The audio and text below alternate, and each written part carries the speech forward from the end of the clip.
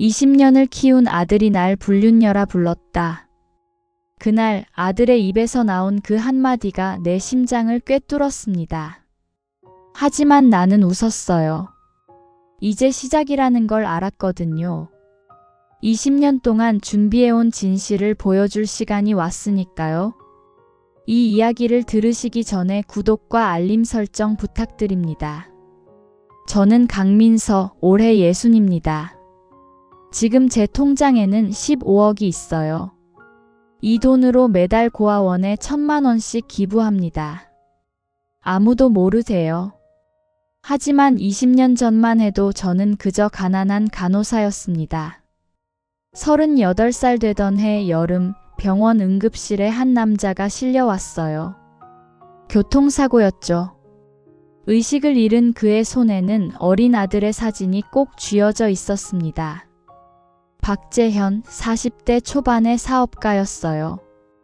깨어났을 때 그가 가장 먼저 찾은 건 아들이었습니다. 진우는 어디 있냐고, 괜찮냐고 물었죠. 아이는 무사하다고, 할머니 댁에 있다고 안심시켰어요. 그제야 그의 얼굴에서 긴장이 풀렸습니다. 며칠 후 그가 조심스럽게 물었어요. 혹시 커피 한잔 할 수 있겠냐고요. 간호사랑 환자가 사적으로 만나는 건 좀 그렇다고 했죠. 퇴원하고 나서 만나면 안 되냐고 했습니다. 웃으며 그러겠다고 답했어요. 석 달 후 우리는 결혼했습니다. 아들 진우는 8살이었어요.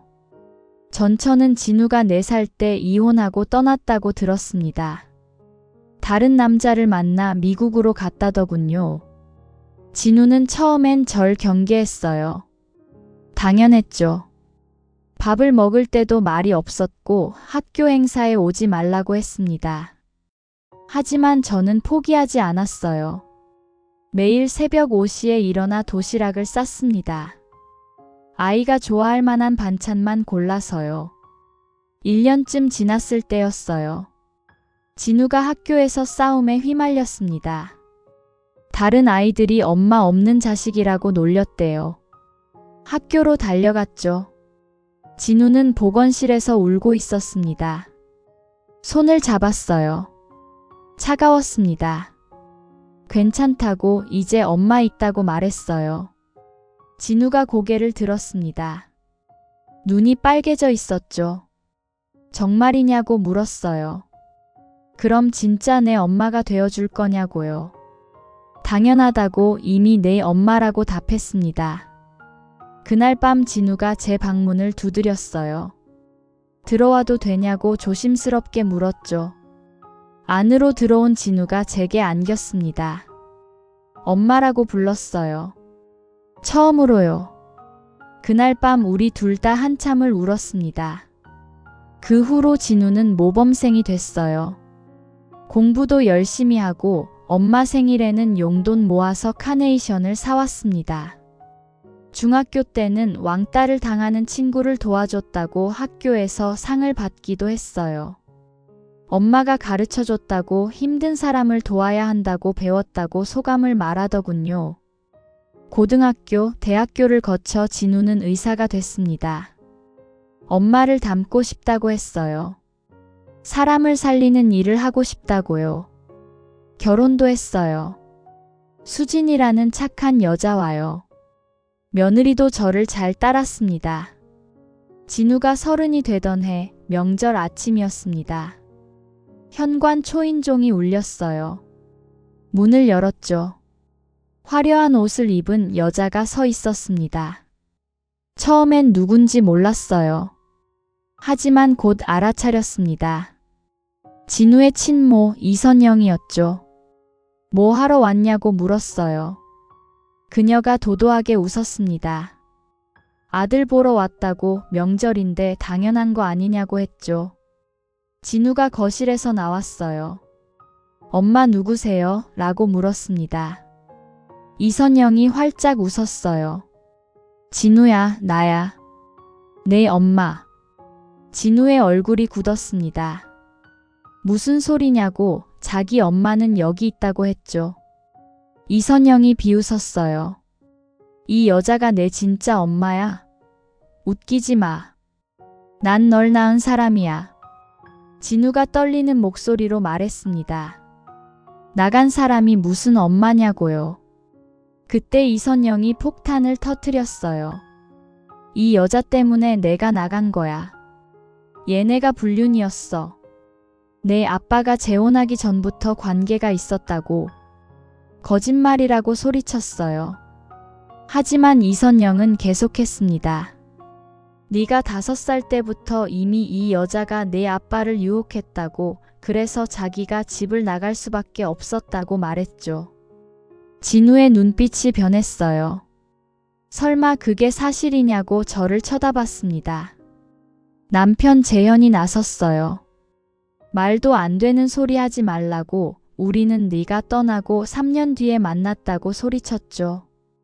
하지만 이선영은 증거가 있다고 했습니다. 가방에서 낡은 사진 한 장을 꺼냈어요. 그건 제가 20대 시절 병원 실습을 나갔을 때 찍은 사진이었습니다. 그런데 그 병원이 하필 재현 씨 아버지가 입원해 계셨던 곳이었죠. 봐, 이때 이미 알고 있었잖아.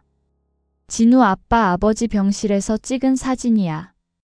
진우가 사진을 빼앗아 보았습니다. 그리고 저를 쳐다봤어요. 이게 뭐냐고, 왜 이런 게 있냐고 물었죠.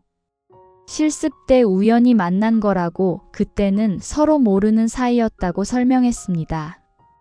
하지만 이선영이 비웃었어요. 거짓말하지 말라고, 그때부터 작정하고 접근한 거라고 했습니다. 진우가 소리쳤어요. 그럼 정말 불륜이었냐고, 그래서 친엄마가 떠난 거냐고요. 아니라고, 진실은 다르다고 말하려 했지만 진우는 듣지 않았습니다. 믿을 수 없다고, 20년 동안 거짓말을 한 거냐고 소리쳤죠. 그날 이후 진우는 저를 어머니라고 부르지 않았어요. 집에도 잘 오지 않았습니다. 며느리 수진이가 울면서 전화했어요. 진우가 매일 술을 마신다고, 엄마 욕을 한다고 했죠. 가슴이 찢어지는 것 같았습니다.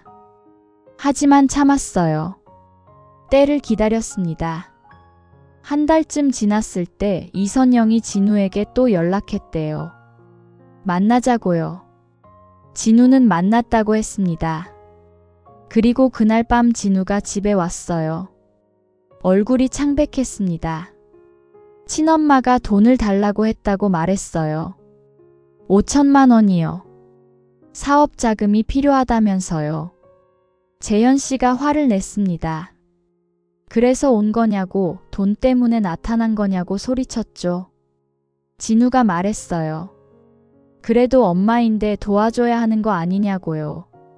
제가 조용히 물었습니다. 진우야, 네가 중학교 때 왕따 당했을 때 기억나니? 갑자기 왜 그 얘기를 하냐고 했어요. 그때 누가 학교에 찾아갔지? 누가 밤새 내 이야기를 들어줬지? 진우가 입을 다물었습니다. 고등학교 때 대학 입시 때문에 힘들어할 때는 누가 새벽까지 같이 깨어 있어줬지? 그만하라고 했어요. 하지만 저는 멈추지 않았습니다. 의대 들어가서 힘들 때는 누가 내 학비를 대려고 밤늦게까지 일했지? 누가 아플 때 간호해줬지? 진우의 눈에서 눈물이 떨어졌어요. 하지만 여전히 불륜이었던 거 아니냐고 물었습니다. 그때 제가 말했어요. 이제 진실을 말해주겠다고요. 너희 친엄마가 왜 정말 떠났는지 말이야. 재현 씨가 제 손을 잡았습니다. 하지 말라는 눈빛이었어요. 하지만 고개를 저었습니다. 이제 말할 때가 됐다고요. 진우야, 네가 4살 때 친엄마는 다른 남자와 바람이 났어. 그 남자는 너희 아버지 사업 파트너였지. 진우가 얼어붙었습니다. 그리고 둘이서 내 아버지 회사 돈 3억을 빼돌렸어. 회사는 거의 망할 뻔했지. 거짓말이라고 소리쳤어요. 하지만 저는 계속했습니다. 내 아버지는 경찰에 신고도 안 했어. 너 때문에. 네 엄마가 감옥에 가면 네가 상처받을까봐. 그래서 그냥 이혼해주고 보냈어. 그 여자는 그 남자랑 미국으로 떠났지. 진우가 고개를 저었어요. 증거가 있냐고, 왜 이제서야 말하냐고 소리쳤습니다. 증거는 있다고 말했어요. 20년 동안 내 아버지가 보관해온 서류들이요. 은행 거래 내역, 사기꾼 놈이랑 내 친엄마가 주고받은 이메일 다 있어. 왜 안 보여줬냐고 물었어요. 네가 상처받을까봐 그랬다고 답했습니다. 근데 이제는 알아야 할 것 같아. 그 여자가 진짜 무슨 목적으로 돌아왔는지. 다음 날 진우에게 서류를 다 보여줬어요.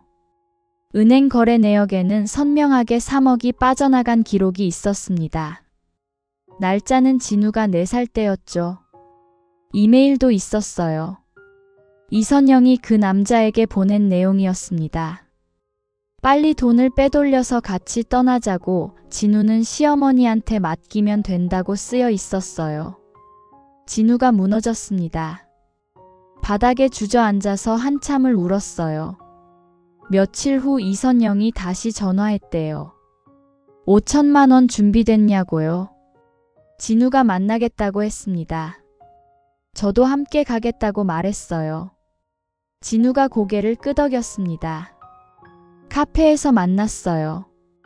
이선영은 여전히 화려한 옷을 입고 있었습니다. 돈 가져왔냐고 물었죠. 진우가 가방을 테이블에 올렸어요. 이선영이 황급히 열어봤습니다.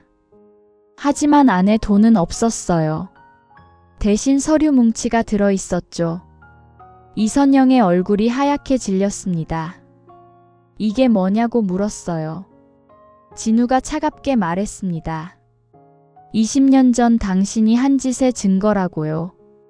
당황한 이선영이 변명하기 시작했어요. 그건 오해라고, 어쩔 수 없었다고요. 제가 나섰습니다.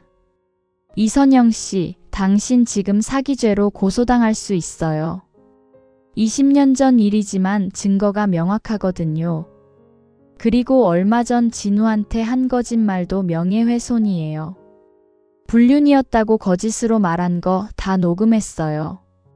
이선영이 떨기 시작했어요. 제발 고소하지 말라고, 잘못했다고 빌었습니다. 그럼 조건이 있다고 말했어요. 다시는 진우 앞에 나타나지 말 것, 그리고 지금까지 진우한테 한 거짓말을 공개적으로 사과할 것. 이선영이 고개를 끄덕였습니다.